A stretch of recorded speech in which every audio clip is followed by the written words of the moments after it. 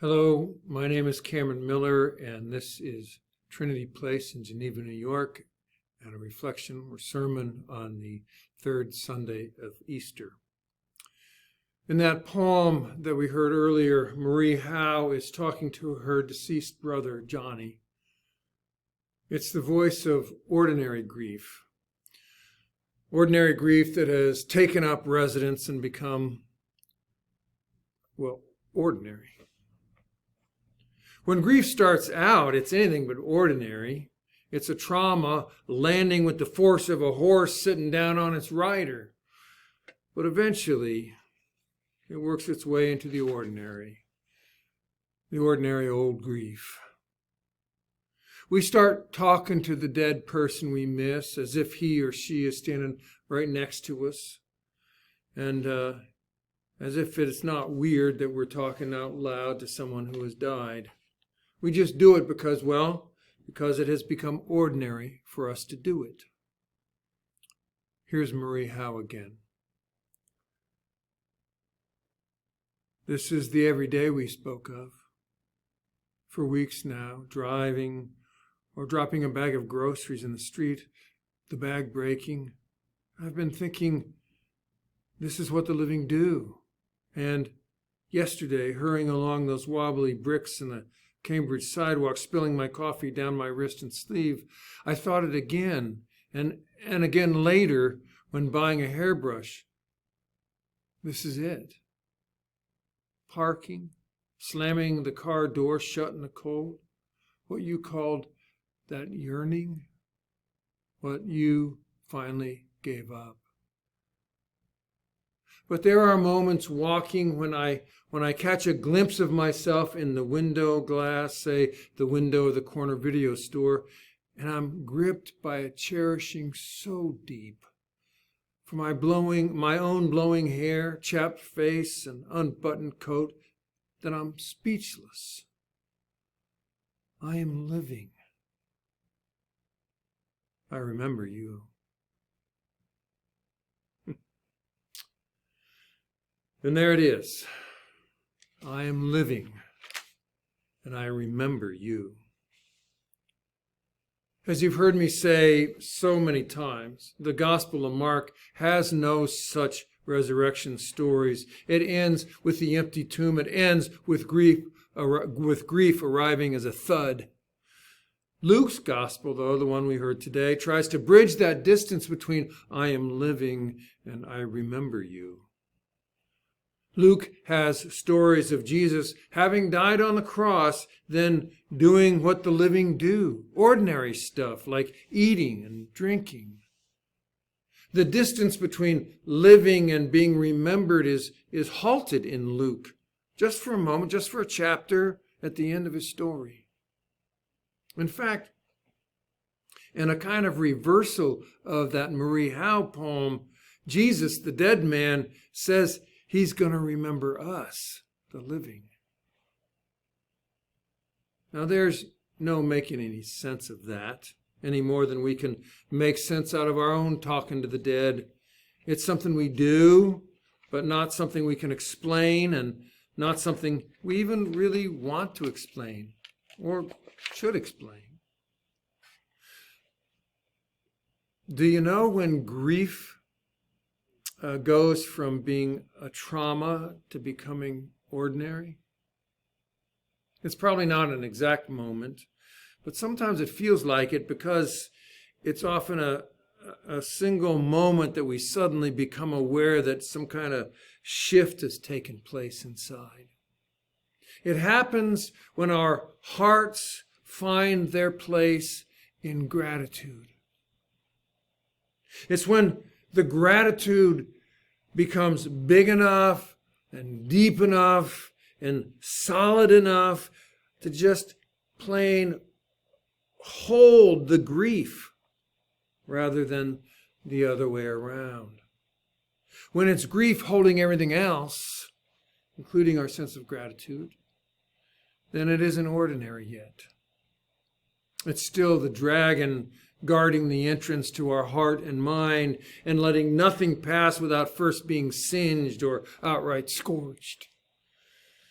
But one day, the dragon goes missing, and other things in the cave of our heart and mind start interacting with the grief, and the grief becomes conversational. And then, if we allow it, our sense of gratitude for the person who has left us grows and grows and grows and starts to collect the grief in its arms. The grief's still there, but now it's held by gratitude, and then it becomes ordinary. And then one day, without warning and without planning, we're living again. It feels odd at first, but then once in a while, we're thrilled to be living again. Can you imagine what it would be like if we all got to do what Luke says that Jesus did, which is, die and then walk around living for a little while, but not being remembered yet, but living. Well, if we did that, if we died and then were allowed to live again for a little while, we would all write poetry with as much poignancy and depth of gratitude as a Mary Oliver.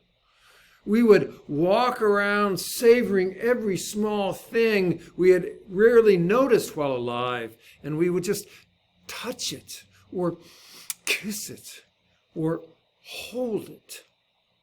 A single blade of grass would be so marvelous, it would make us cry. A snowflake would take our breath away. A toad hopping in the grass, a worm squirming in the soil, the diamonds that the sun scatters across the lake in the mornings, all of it would make us just swoon. We would walk around savoring every small, delicious molecule of life and just drip with gratitude. Honestly, I think that's a spiritual exercise. Something that would change a whole lot of things for the better if more of us practiced it. Heck, we might even like ourselves better too. So, we are deep into the Easter season now, and the stories we tell each week are a strange kind of ghost story. On their face, I find them difficult to relate to, which may sound strange coming from a preacher. But when it comes to Jesus, I am all about what the living do and what the living Jesus did. But even so, there are all kinds of ways to enter these stories, because on some level, they're human stories. Thinking about Jesus being like Mary Oliver and walking around and looking and touching and oohing and eyeing every small, delicate thing that never begged notice before makes for a kind of pleasing and I think startling image. What if we practiced it? What if on some regular basis, maybe even if we only started on Monday morning, we oogled and we savored? What if we slowly ate the sunrise? What if we very slowly breathed in the scent of love? What if we ran our fingers along the smooth wood finish and noticed the beauty of every grain in the wood? What if we peeled an apple and cried from its clean, simple lines and stunning colors? You get the idea. 5 minutes. Only 5 minutes. For 5 minutes, once a week, savor the world around us as if we were the dead given one last chance to encounter the world through gratitude. I can only imagine how that might change me. So I think it's worth the risk for you too. The risk being that we could fail and fall back into our poor self-interested perspective that takes everything for granted or simply doesn't notice what we are not consuming at the moment. But that's really not such a risk, is it? On the possibility side, we might enter into a whole new realm of pleasure because gratitude is pleasurable. So give it a try sometime. Be Jesus back from the dead, savoring every small thing life has to offer, and then get blown away by the beauty even in the midst of grief. Maybe that's what the resurrection is. Let's think about that. Maybe that is what the resurrection is.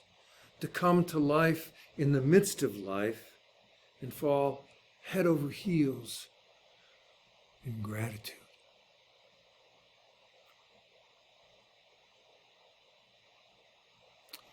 Peace be with you.